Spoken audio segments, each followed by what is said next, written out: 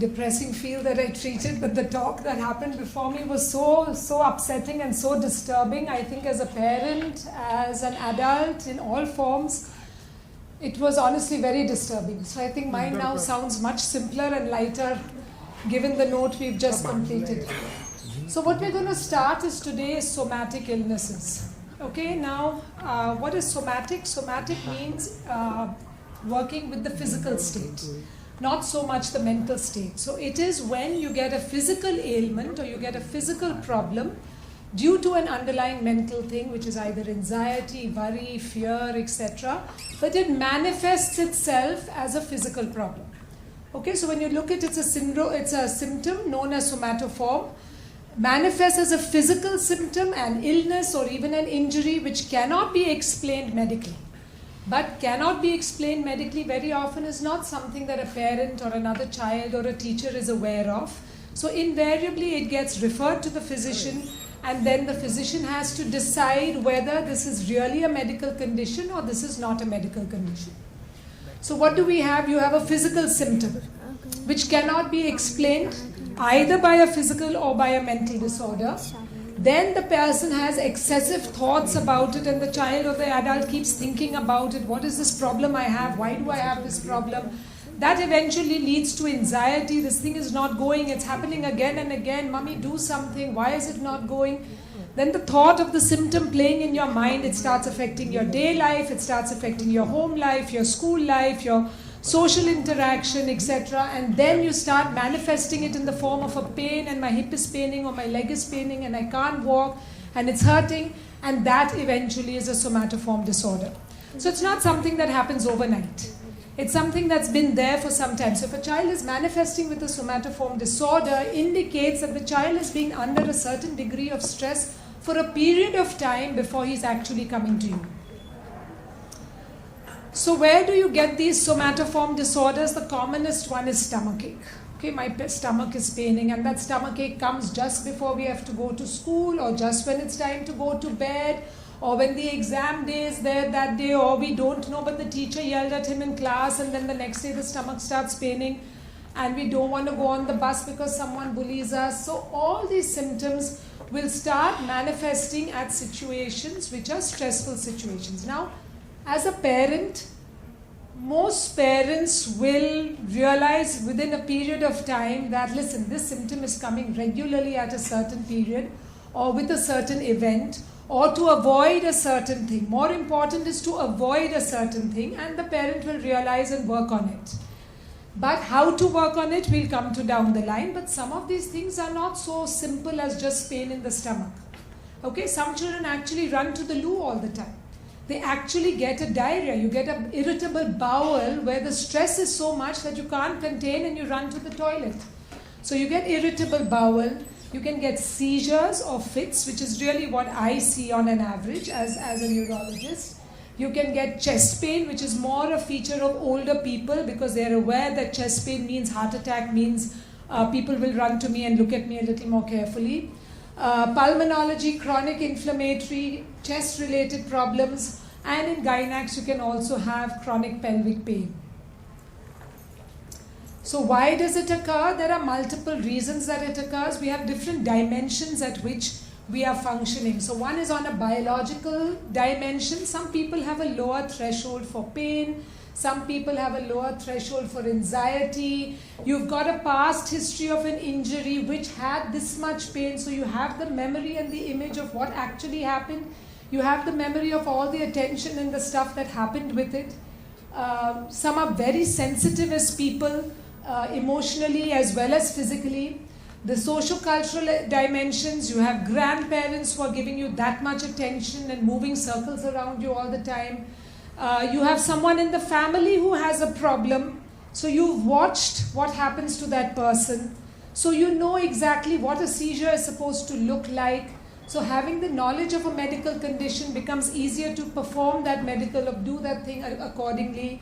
You're preoccupied with yourself. My stomach is not well, and this is not happening well for me, that is not happening well for me. So you get a preoccupation with your health and your ailments which are there. your negative thought processing, and then there's a whole load of social dimensions which is there: interaction with peers, interaction with teachers, interaction with parents, interaction in the social sphere all around you. So all that put together, when you are unable to cope with these different situations, it manifests in a different form. Sorry. So is it common? It's quite common. If you look at it, 10 to 15% of children will have some form of somatoform disorder. That's a huge percentage. That's 1 out of every 10 children will have some form of somatoform disorder. 11 to 21 young adults, so the adolescent is the most vulnerable person. 10 to 20% even in middle age, and as you grow older, it's less, 1.5 to 13%. So what are the different forms that it can come out? It can come out as an illness anxiety disorder. That is, I am just obsessed that I'm going to be ill. So we have hypochondriacs. You loosely say, oh, don't be a hypochondriac. What does it mean? That I'm persistently thinking something wrong is going to happen with my health. Oh God, there's a virus. I'm sure I'll be sick tomorrow as well. Okay, you are coughing. Don't give it to me, otherwise I'll be sick for sure tomorrow. You get it? So there are always those who only see the fact that they are going to fall sick in the next few days, and that is going to disrupt their life, and that it's going to make they are going to go through hardship for it. So somatic disorders where the anxiety actually manifests in the form of pain over a chronic anxiety. Conversion disorders where you actually have a neurological thing and then it gets converted. We'll come to that. Then psychological factors affecting, I am sick already, I have asthma, but I think about it the whole time, and we know that stress can make it worse. I have some condition, but if I sit and think and I worry and I worry and I worry and I worry about it, the anxiety of that actually makes my symptoms worse. Okay, and factitious disorders where I make up something knowledgeably, knowing that I'm making it up so that I get some benefit. That's totally different. Somatoform and conversion disorders, you have to realize, is not totally with the knowledge of the child or the person. A factitious disorder is, I'm telling you, I don't want to go for the talk today. Oh, my throat is paining, I can't talk today. You get it? I'm actually making it up to try and avoid it. By somatoform, it gets transformed over a chronic period of time so that I feel a pain. I actually feel a pain over here, but I'm not connecting that this pain is because of my anxiety, which is building up on something else that was there before. Okay, so you don't say you're faking it, or you don't say you're acting out or any of that. So what is conversion? Basically, you have either some sort of a neurological concern. In my case, it's neurological, gastrointestinal, etc., etc. You have an acute onset in a response to a stressor. So the most typical thing that we see are what we call pseudo seizures. What are pseudo seizures? Pseudo means not true, and seizure means a fit or a seizure. So you cannot say something is pseudo unless you have worked him up totally and are 100% sure this is not a real event. So that is where, as a medical professional, you come in, that you do not take anything. Though the history sounds that this is not real, this is not true, you never take it lightly unless you have proved otherwise. Okay, so it is always for us a diagnosis of exclusion. That means I have to exclude all the causes that can actually cause these sort of symptoms, even though they may not be classical or perfect. And then when I'm sure that I'm looking at something else, I can say that this might be a pseudo-fit. So very often it exists with the true thing. So a child actually has something. So he has seizures or he has fits. And he has seen the attention he gets and the whole family running around him and all the escapism that he can get. He doesn't have to do this, he doesn't have to study if he doesn't want. Nobody shouts at him anymore, nobody corrects him, lets him eat what he wants. He sleeps till whatever time because everyone is scared that kuch bolega usko to akdi aa jayegi. You get it? And slowly that anxiety about this thing I have, and then we start getting events which are not real. So there we have the real ones and the not real ones. Becomes very difficult for us to differentiate. Okay? So that's when you have, and some of them are easier to treat, some are not so easy. Somatic symptom disorder, including pain disorder, is what we've discussed, where you have excessive thoughts, feelings, behaviors related to the symptoms. It's disproportionate. and it's persistently there in your mind, there's a very high level of anxiety in these children, and a lot of your time and energy gets devoted to thinking only about this problem that you have, which nobody seems to be able to solve. I've gone to one doctor, I've gone to 2 doctors, they've given me 2 medicines, 4 medicines, 6 medicines, and nothing is happening. It's not going away. You start ruminating again. Have I got something more serious? Is there something that my parents are not telling me? Is there something that I don't know about? And then your mind just keeps playing and you start going on and on. Okay, and usually it is something which has been there for more than 6 months in duration. So you have illness, anxiety disorder. This is what we described, where you have somatic symptoms are absent. You don't actually have any symptoms or things, but you keep thinking you're going to fall sick. You keep thinking something is going to happen. I need to go and get this body checked out totally because I'm sure I will find something inside. Or I'm sure there's some cancer growing somewhere in my body. So there will be those who go for checkups regularly again and again because they are convinced that something is going to be amiss. Okay, so again it's using up or the anxiety inside that my body is going to be sick. But this is more so in adults. Psychological factors affecting them. Okay, usually if you have an underlying medical condition, if you have any of these high risk factors that we've discussed already, there's an anxiety, which is, this is what I said, if I already have an asthma and I keep thinking about my asthma, I'm going to start breathing more heavily every time I climb 3 steps. Because it's my asthma which is making me pant. Oh, it's my heart disease which is making me feel so uncomfortable. Okay, so the more you think of it, psychologically the thing gets exacerbated. So how do we diagnose this? Honestly, for us sometimes, in spite of being specialists in a field, it is quite tough. Okay, sometimes it's very easy. Okay, sometimes it's just clear, like if it's a seizure and I know it has both sides head, it never can be a seizure. Simple. So we have certain guidelines which tell us, so if you see both side involvement, if you see the hips going up and down, if you see anything, we have certain criteria. The minute you see it, you know this is not a true event, you don't have to worry, but you still have to treat it as if it were a serious thing. That will come to down the line, but for us it becomes easy to accept it. But sometimes even we are stuck. So when we are stuck, what we do is we do video EEGs, we ask for parents to take video clippings of what it is. We try to actually see what is happening, because when you see it, it's much easier to understand than if you hear someone describing it to you. Okay, so we'll go through 2 cases down the line, you'll get an idea. But then very often you'll start with one, and then you ask the history and say, any other problem? And then he'll say, yes, my head also pains very often. Every day I get this headache in the evening. I say, does anything else pain you? Does your legs pain in the evening? Yes, my legs also pain in the evening, and mommy has to press it every day and massage my feet. So now I've got 3 system involvements. I've got the so-called jerks that are there. I've got this chronic headache which is there. I've got chronic leg pain which is there. And slowly you get it out from the child as to what it is. So very often if you're sitting, it's a very characteristic picture you see. Very anxious parents. You are most likely the 4th doctor, the 5th doctor, or the 7th doctor that they are coming to. And the first thing they tell you is, every doctor I've gone to, nothing they've given us has helped. My child is suffering so much. And we've tried every medicine that is there, and they've changed him from 1, 2, 3, 4 medicines, but no difference. In fact, it's becoming worse over a period of time. Okay, and then the child will pipe in somewhere in the middle, where normally they would just sit and listen to their parents talk. The child will pipe in somewhere and say, no, and it hurts so badly. And then you ask him always, describe how it hurts. There won't be, when you're describing it, today it'll be more this side, today it'll be more that side, today it is more spreading everywhere.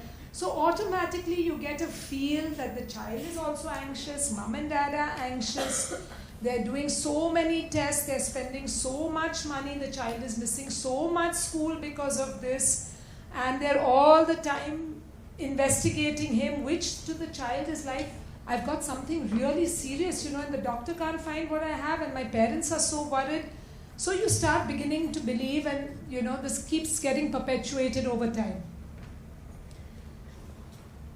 So what are the clues? The commonest age that this happens is adolescence, and more so girls than in boys. Okay, I think that's we all know that.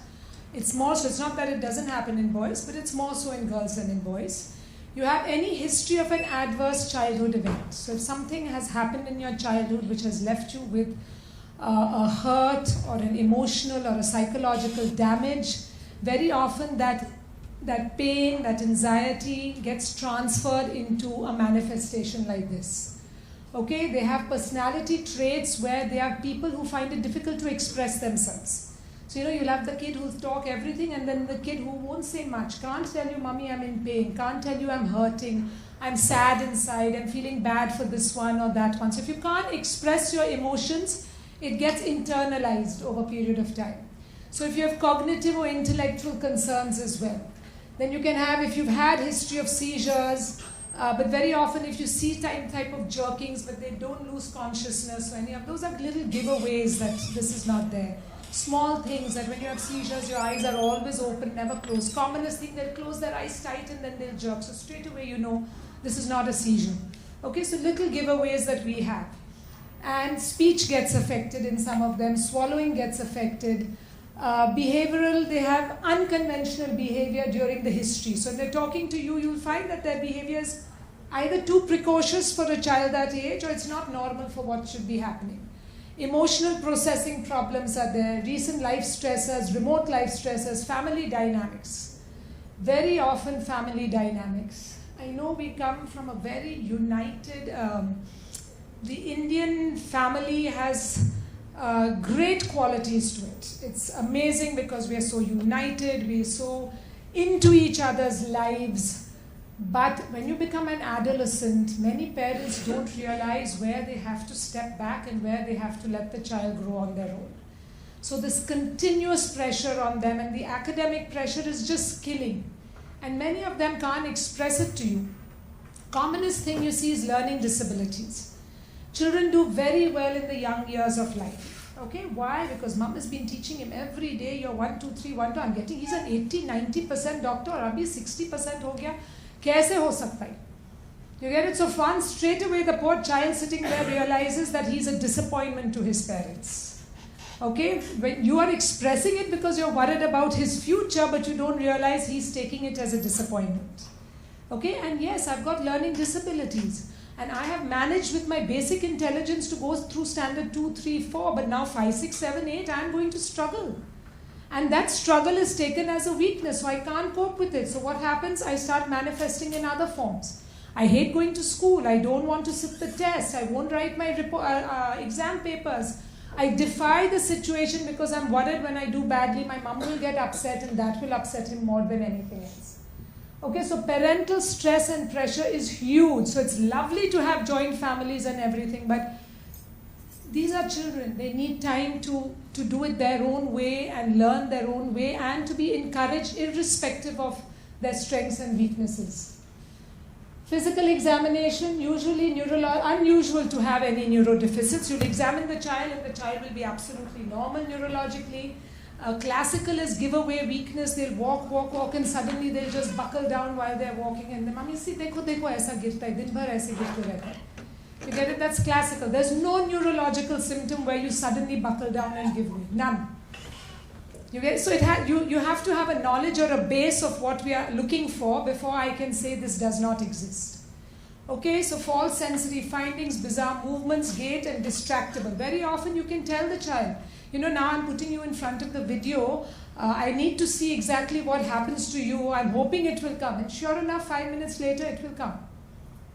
You get it? He wants you to see it. He wants you to understand what he has, find my solution for what I have or whatever it is. It's asking for the help and it comes out. Whereas normally a seizure is not something that you can ever trigger like that. It comes on its own, it goes on its own, and nothing you do can make it stop other than if you medicate it.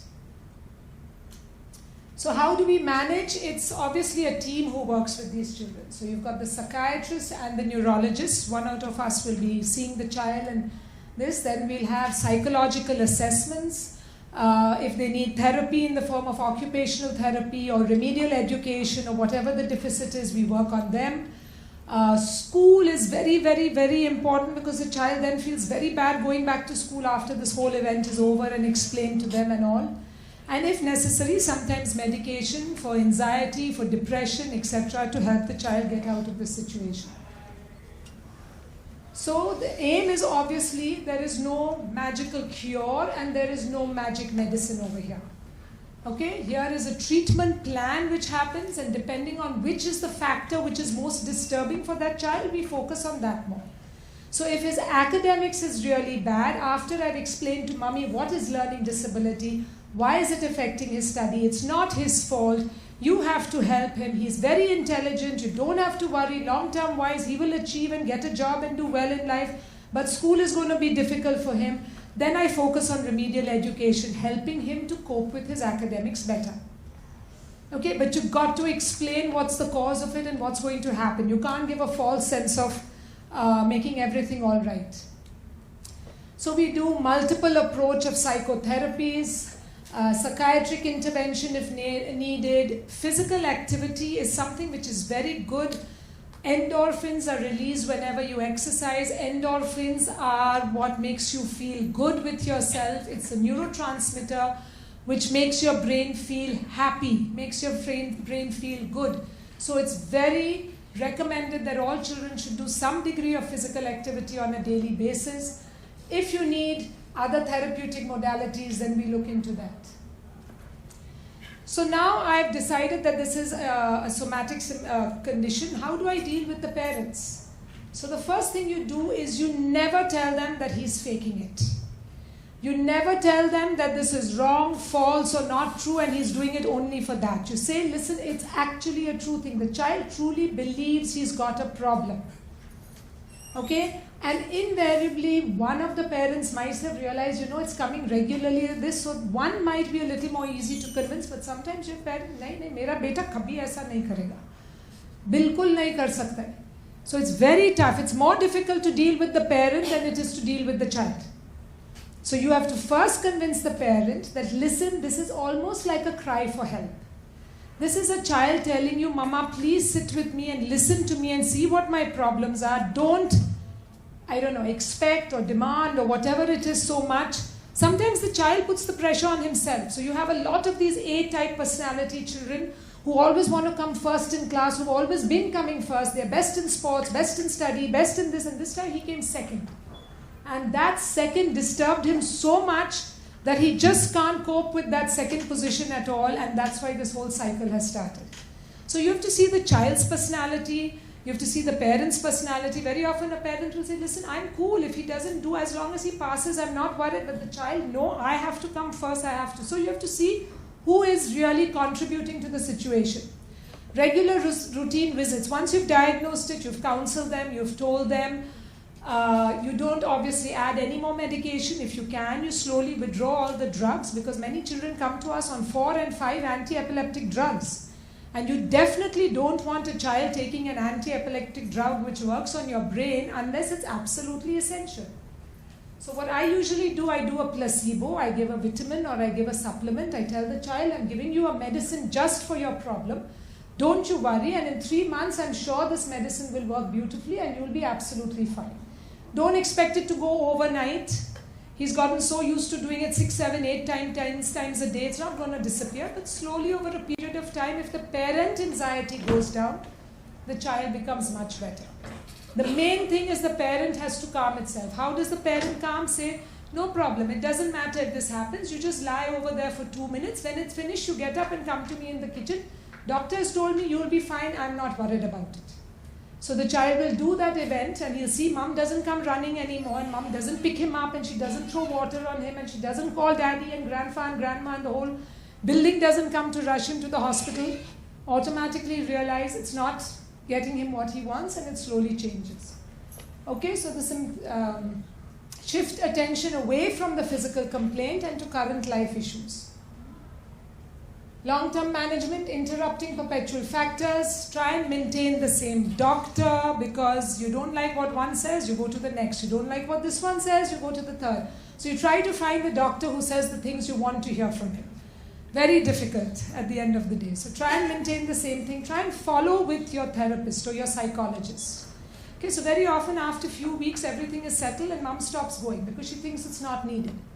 But it is an internal anxiety, it is an internal thing that the child may still be having. It doesn't disappear within a week or 2 weeks. So he needs someone to get it out with. He needs someone to talk to regularly and give him coping skills. How do I cope? I'm not doing well in school? Okay. I'm very fat and my friends are making fun of me? What do I do? I'm not good on the sports ground and I keep falling all the time and everyone is faster than me? How to help him with that? Okay, little things that you and I take for granted upsets them a lot. So coping skills, modulating the interaction of anxiety, stress and physical symptoms. So here I have 2 cases. I've taken the permission of both these children to show their videos. Both of them are relatively new. They happened virtually in the last 1 month. So it's not that atypical for us to see. Okay, it's not that rare either. So this is a 12-year-old boy who came to me with complaints of seizures since the last 9 months. Initially, he used to get one every 3 to 4 months. He consulted a pediatric neurologist and an EEG showed some epileptiform discharges. I don't know if you can see, but you have little discharges here in the right centrotemporal. Now we have an epilepsy which comes classically in children from 8 to 12 years of age. It's a benign epilepsy. It comes once in 3 to 6 months. It comes at 8-10 years and it goes by 12 to 15 years of age. It's just benign. It comes and it goes, and we try as far as possible not to treat it if necessary, unless the frequency becomes very often. Because we know it's going to go in a few years. It doesn't do anything. It comes once in 6 months. Why give a child everyday medicine? But his EEG showed these discharges and he was started on some medication. He was not controlled with one medicine, then another was added, and with time the frequency kept increasing instead of decreasing and more AEDs were added. Now I see that EEG and my mind tells me this is benign childhood Rolandic epilepsy. This child should not be having so many seizures. This child should have 1 in 3 months, 1 in 6 months. He's already 12 years, he should be growing out of it. In fact, it should become less and less instead of more and more. You get it? So automatically your mind is telling you something doesn't fit with the clinical picture and the EEG. Now he's getting 3 to 8 events a day. Okay, and that was his EEG that he had. He has absolutely no control and he's on 3 anti-epileptic drugs in high doses. His EEG done multiple times in between continues to show discharges, but every time the EEG there was no event picked up. They've done an MRI on him, they've done bloods on him, they've done metabolic tests, they've done everything you can possibly on him. And now he started with complaints, and this was only on sitting and asking him. Anything else happens? Yes, these headaches have started now. They keep coming regularly, these headaches. And I get this tingling only on one side of my leg, only on this side of my leg. I keep getting this tingling now. If it had been only tingling at one side and it had persisted, I wouldn't ignore it. I would look into it. But now when I have 3 things, you get it, which are not connecting to each other and are not fitting in with each other, my mind starts asking. So I start asking how many days of school has he missed, and how many children do you have at home? Middle child syndrome. Classically, the middle child will have the maximum problems. Okay, because he feels neglected from the older one, and the last one and the middle one feels that he's not getting mama's attention, so it's like he's asking for attention and all this happens. So you'll slowly start picking up things. And this was, how do I go through? Can you just put the video on? Okay, so this is, we do a video telemetry where we put you in the video. That's a seizure. Okay? So dad sits over there and he presses the button when the seizure starts, and according to suddenly he was moving and he just becomes limp. His hands go down and his head goes to one side and his eyes are shut, and dad is calling him from the side and nothing happens, and he doesn't respond at all, and we are talking to him and giving him instructions and he acts as if he can't hear anything. Then he starts drooling as well. Okay, so little saliva starts coming out, which is honestly the easiest thing you can ever do. Make saliva and make it come out from the side of your mouth. So this is how we test in a seizure. We give you an object, we give you a color, we give you things. So we check to see whether you remember it afterwards, to see whether your consciousness is there or not. We do the whole thing. He's talking to him, he's pinching him, giving him little stimulus. They're amazing, huh? Even you poke them, pinch them, whatever, they don't move. Nothing happens. And that's mom very anxious at the side, not knowing what to do, how to break it. And then it's over. Okay? And so over, and we did this for about 12 hours, and we got about 8 or 10 events in 12 hours, which is a hell of a lot. And the important thing for us is during that EEG, nothing happens. You get it? So we can see very clearly that there is no change on the EEG, the same activity continues. It's not like he's getting discharges, etc. And he's back to normal. And normally after a seizure, you feel sleepy and you fall asleep. Normally after a seizure, you have something. So we're looking for all the signs and symptoms and we realize it's not happening. So his history reviewed at the time we actually saw an event in the clinic. That's why I said, let's do a video EEG. During the recording, events could be provoked. They said, come on, tell us, let's see what happens. And sure enough, we got one. And there was no simultaneous discharges. And what were the things that we had? Academics. This kid was a very good student. He was the topper in his class. He takes part in all extracurricular activity. He's very competitive by nature, but was refrained from all activities. Because of this anxiety, suddenly he stopped going and doing. Mum stopped him from all physical activity. No football, no cricket, no nothing that was happening. And emotionally always wanted to come first. Very sensitive as a child. You could actually see it while he was sitting there. You know, when their eyes are so sharp and listening to every word that you're talking, because he's trying to pick up what is it he's got and what is his problem, etc. You know immediately that this child is very anxious. Only child of the parents, only child in that home with two sets of, two brothers and sisters and the grandparents, and this is the only child in the whole house. Okay, and very anxious father. Father was just like, I almost felt I had to treat him more than I had to treat the child. Mom had got a clue as to what was happening. So what are the concerns? Different symptoms, too many doctor visits, repeated investigations happening, lots of drugs being given to this poor child, started missing school and activities and started dropping out in his social life, friends, everything starts going, got isolated from his peer group. And you know, once it starts, it's so tough. After 6 months, if I've sat at home to go back to my school, my gang, the secrets are different, the games are different, the gang has changed. He's become so good at this sport, I've lost all my skills in something else. You don't understand how important it is that children continue to go to school even through difficult phases so that they stay socialized with each other. Then what did we find? That his IQ, so I did a full neuropsych battery on him, okay, to see what it is, what was causing it. His IQ is roughly 105, which is an average IQ. His ADHD is okay, average. He wasn't really inattentive that much. He had distinct learning disabilities. He was very anxious by personality. He had depressive traits and he had mild attention problems. So now you understand why his academics are dropping. You get it? It's not like he's not trying. The kid is trying as hard as he was the year before, but his grades are beginning to drop and he just can't take it. Thematic, we did the test and we found there was a great deal of somatization, attention-seeking, anxiety, and intrinsic need for achievement. So these are things that you do with testing to be able to guide you. So what do? We do not dismiss the complaints ever. Please do not ever say you're faking it, ye sab jhoot kar raha hai. Never. Don't undermine the child's confidence at any stage ever. Or the parent for that matter, because no parent likes to be told, oh, your child is, making this up. So you have to put it to them very gently and carefully, investigate appropriately, rule out an organic cause. You have to do that. So don't take it for granted that it's not something. Reassure the child, do placebo. When I give that vitamin, what am I doing? I'm giving a placebo, but I'm telling him it's a cure for his treatment. Reassure the parents and grandparents. Sometimes you have to write a letter to the school. You have to reassure the teachers that don't worry. Tell him to put his head down, but make him continue class after that. Otherwise, she calls the mom and says, please take him home immediately. You get it? It's very easy to just say, okay, I can't cope with the problem, let the parent take it home. No, you have to help with the problem.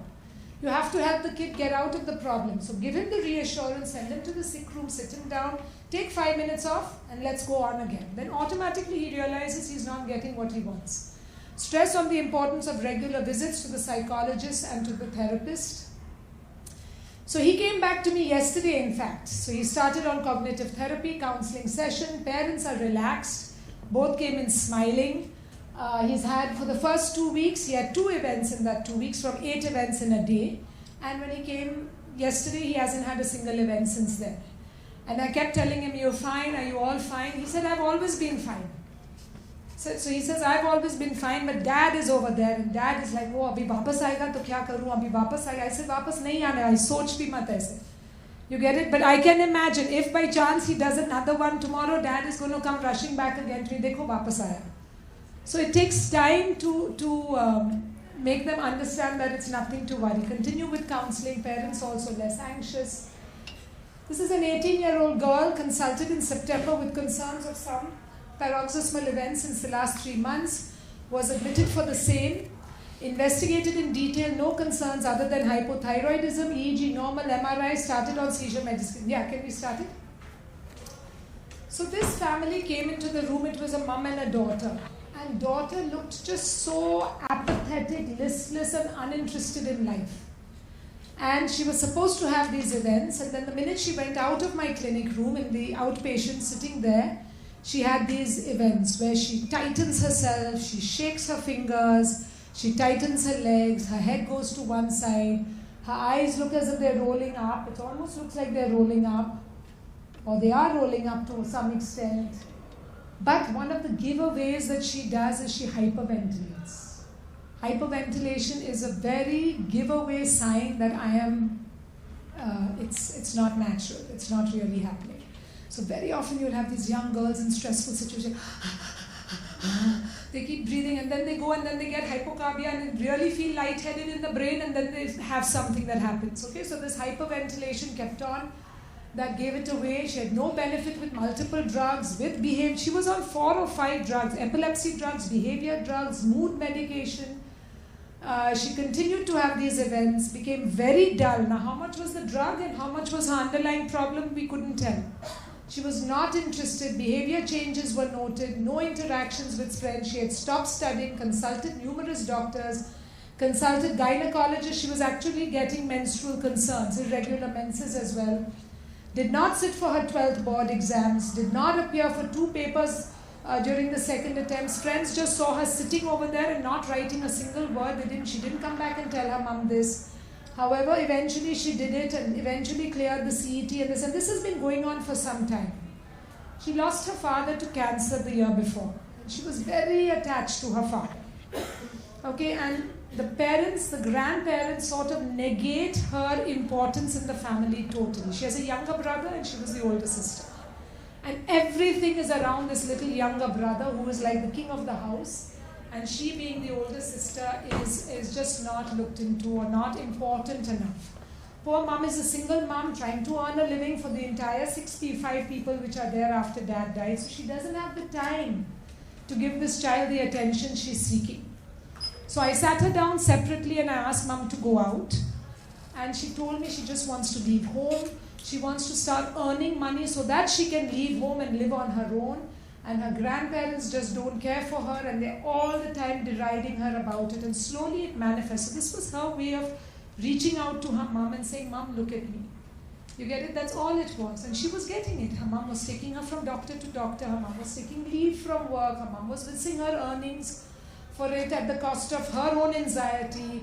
But this is how she was reaching out to the family for support. So here, her main concern was family dysfunction. It was not academic, it was not friends, it was not, and she eventually became depressed because of this. And touch wood, today she's doing much well. So how do we treat, consult, give adequate time and listen to the child and the parents' problems, investigate appropriately always and rule out you're not looking at something organic, okay? And then refer to the next consult. So if there's gastro symptoms, I'm not the pro at gastro. I can't be guaranteed that her irritable bowel is not really an irritable bowel. So I have to send to the appropriate specialist. Counsel the adolescent, but more important, counsel the parents.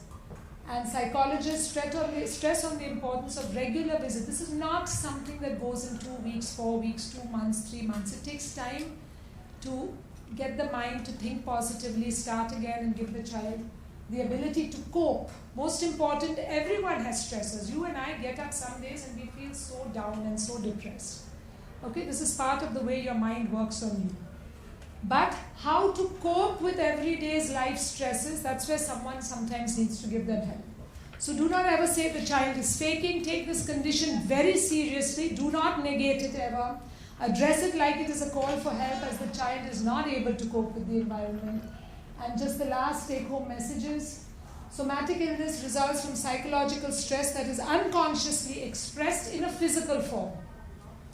What are the risk factors? Adolescence, history of abuse or adverse childhood events, personality traits, and developmental concerns.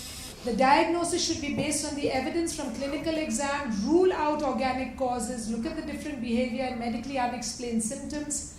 You need to have a good doctor-patient relation. So find someone you're comfortable with and then stick with that doctor and keep going there and focus on management rather than cure. Thank you.